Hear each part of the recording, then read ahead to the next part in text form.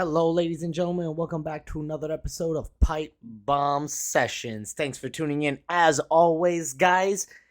And I want to show some love for all of you out there that have been supporting me since day one. I appreciate it, guys. Now, before we get started, let me just acknowledge, and as everybody I'm sure knows now, Hulk Hogan passed away, right? I mean, and hey, whatever he did out of the ring, even though it was some wild shit that was not cool. And man, he was one of the pinnacles who started WWE and kind of, got it going and got it famous. So everyone knows Hogan. R.I.P. to him. Cardiac arrest took him. Hey, R.I.P. to him. That's all I'm gonna say about that situation. For now, let's move on to SmackDown and Raw and how they both shows geared up fully for SummerSlam. Now, interesting. I think the SummerSlam card, personally, guys, looks pretty goddamn good. But that's just me, right? I think a lot of ways SmackDown and Raw, integrated and kind of really made us tune into, okay, what's going to happen. I do believe some things are very obvious while others are still a mystery. In my opinion, there are a couple of toss-ups that are going to happen when it comes to SummerSlam, especially for some of those major world titles.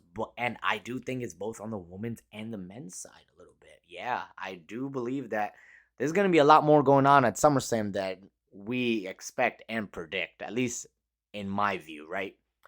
Now, what I want to start off with is make sure you guys tune in to my very special episode, just like I did for WrestleMania 41. I'll be doing a SummerSlam predictions episode. That is going to be out there on Thursday. Don't forget to tune in. Definitely show some love. If you guys got some questions, for sure, reach out, ask a bunch of questions. I don't mind at all, as always. That's why we're going to keep this episode a little bit shorter than usual. I like to kind of recap and see where things are going, but I feel like I'm probably going to cover a lot of that stuff in the SummerSlam predictions episode, so definitely don't forget to tune in, guys, and don't forget to let everybody know that, hey, the new episode's coming out, bonus episode Thursday. Appreciate that. And let's get started. Now, I don't know. A lot of things are going certain ways, right? I think some build-ups have been pretty well for some of these matches going on. Other build-ups have kind of been lackluster. Now, I say lackluster because of the simple fact that, for instance, we haven't even seen Cena, and Cody's been kind of just running the thing. It's like we're repeating Mania all over again. Do I think, just like how half the world is thinking, Cody Rhodes turns heel? It could happen. I think if it's going to happen, Cena's, of course, and obviously turning face in the process, right? But at the same time, my thing is, are they really going to flip the switch? In my view, it is possible only because they technically have a very, very big baby face who's been, loved by the crowd, controlling the crowd, and that man is Mr. Yeet himself, Jey Uso. Like, Jey Uso was champ not too long ago. People, regardless of how his reign was, were hyped because of how he comes out. Some of his more, as we saw on Raw, the promo he was cutting with Paul Heyman, it was one of his more emotional, more like serious promos. Jey Uso, in my opinion, excels at those promos like crazy. Like, I don't know what it is, but hey, Jey Uso, maybe in my opinion, he needs to improve in-ring skills, but hey, I think that could be said of a plethora of superstars on the current WWE roster. Not saying that everybody needs some kind of help, but there is help that is needed out there, guys. Like, for sure, in my opinion. And so one thing I would definitely like to touch base on is the fact that we are getting a Jelly Roll matchup, and that is very interesting to me. And I am honestly genuinely impressed on this man showing up week to week, cutting the promos, getting hyped, getting, I guess, a couple of hits on Logan Paul and stuff. Whatever. Hey, that's cool. My bigger concern is what's happening with that match, since Drew McIntyre is, quote unquote, And I say that because I don't know if it's real or not, but I'm hearing he is legitimately hurt. Sorry, not hurt, stuck in the UK, and they don't know if he's gonna show up. I saw the Miz tweet a couple times like, "Yeah, I can sub in for Drew if needed." I have a feeling come this week's go home show on SmackDown, Logan Paul comes out, maybe Jelly Roll and Randy Orton get they come out, he kind of goats them in. Out comes Drew McIntyre to kind of, lay him out and shit like that. I think that's probably the play here. At least just my opinion, and it makes the most sense. Like, okay, Drew definitely is not missing another PLE, and he just got back. Like, there's no way his luck is treating him like this. On top of that, Drew McIntyre from last year has been putting in work, ladies and gentlemen. And I don't expect anything less going forward from the Scottish psychopath.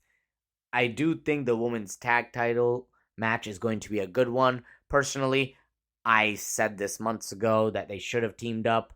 And here we are. Here's the Alexa Bliss and the Charlotte Flair team up. And hey, I know I was going to say on prediction episode, but I do believe they're going to win. I'm going to say it right now, guys. Shoot. I have no problem repeating myself later. Like, I do think they will win, and I do think that's the play to make here. On top of that, maybe we see more of the Judgment Day storyline get moving forward.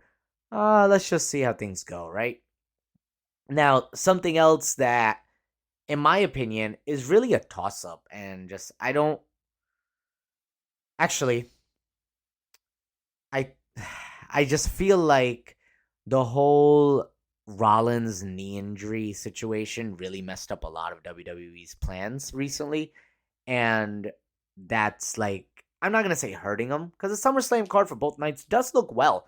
I think it's very well put together. It's not bad at all. And it looks dope to me, at least. So, for that matter, in my opinion, I just feel like the men's tag team title match that got added, I'm so freaking happy, man. I was saying this for a couple weeks now, like, hey, let's hope to God the SmackDown tag titles go on the line when it comes to SummerSlam. Like, come on, guys. And they made it. The whole damn roster's on the goddamn match. That's hilarious to me. The whole tag division is literally in the ladder match on SmackDown for those titles.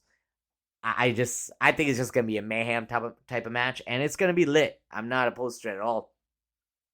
What I want to know is, are we seeing Rollins? Or are we not seeing Rollins? Another situation that I think is interesting is that Bayley, she's off the card, and she's like acting like she doesn't know what's leading her next, what's next for her. So I'm not sure if this is supposed to be like another development with the Lyra story, or is Bayley kind of going to be switched to SmackDown possibly? I heard about the WWE draft a little bit ago, but like, where's it at? We haven't heard any noise about it. I thought it was supposed to happen right after SummerSlam, if I'm correct, or was it right before? I guess right after makes sense, but again, I feel like WWE would have started at least like advertising and stuff. Just in my opinion, I feel like, okay, maybe the draft is not actually fully on board as we're thinking it is. It may not be like that as we're thinking. So hey, let's see what happens, and let's see how it goes.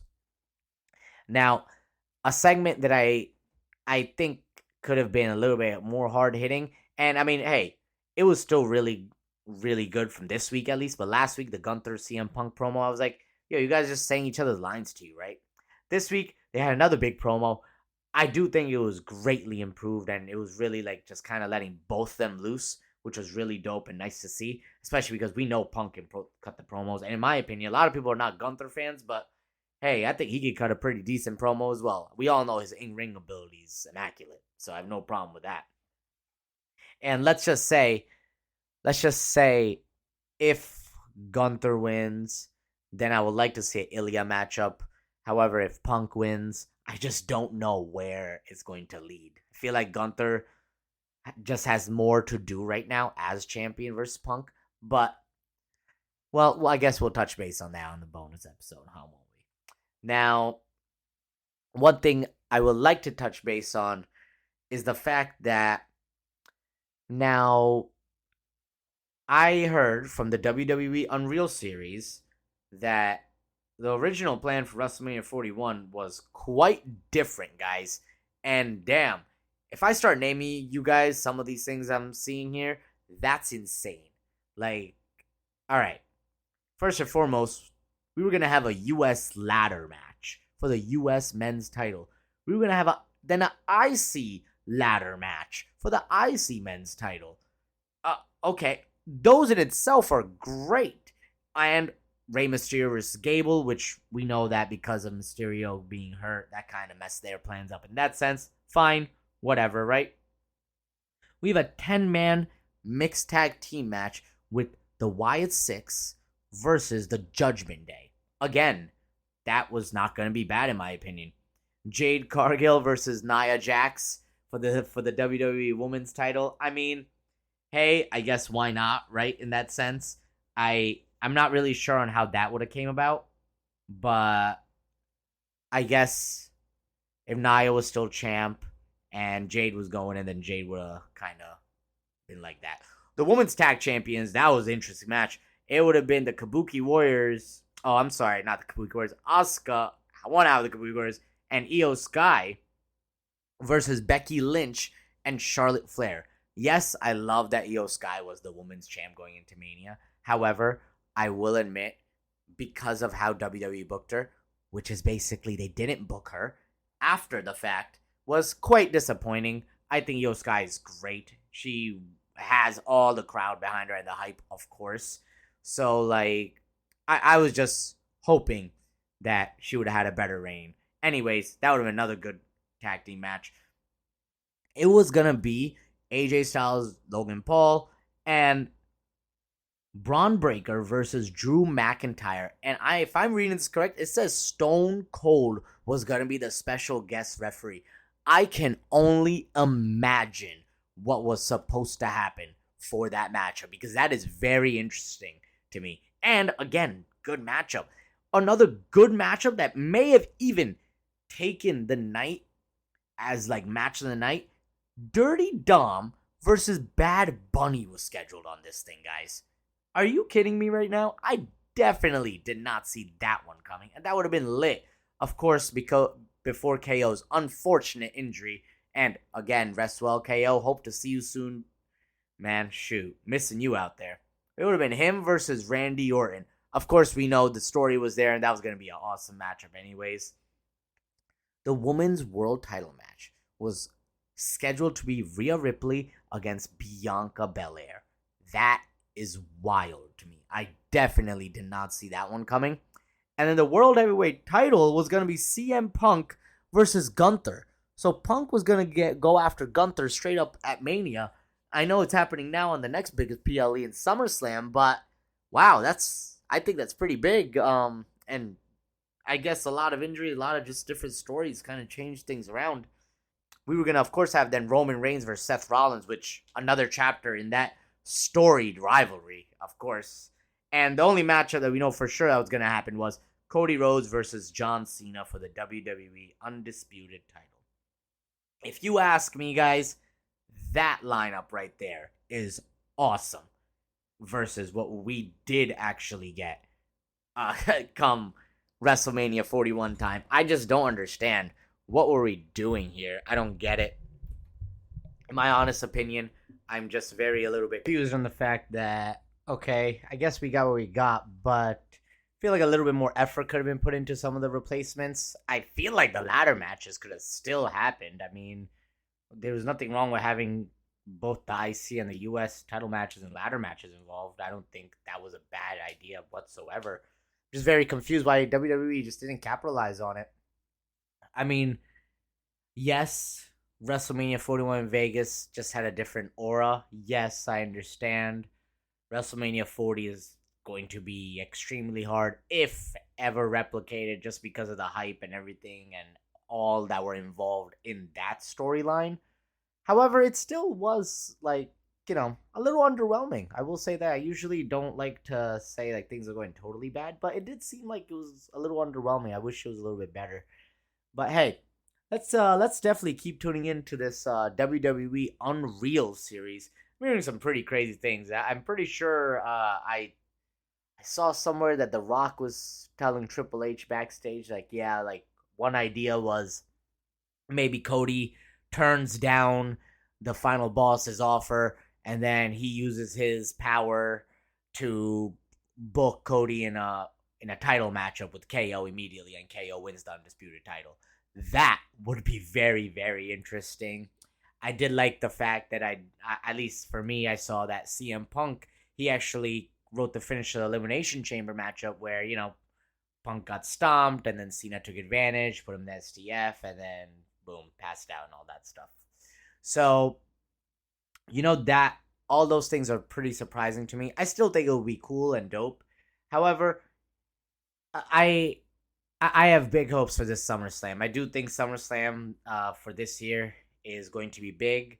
I expect anything crazy to happen? Maybe one or two things. But hey, if you guys want to find more details about that, don't forget to tune in to my special bonus episode that will be coming out on Thursday, guys. I appreciate you guys tuning in again this week. As I mentioned, it was going to be a little bit of a shorter episode because of the bonus episode coming out. However, everybody have a good SummerSlam week, and let's enjoy the show. Don't forget to subscribe and like, guys. I'll see you later.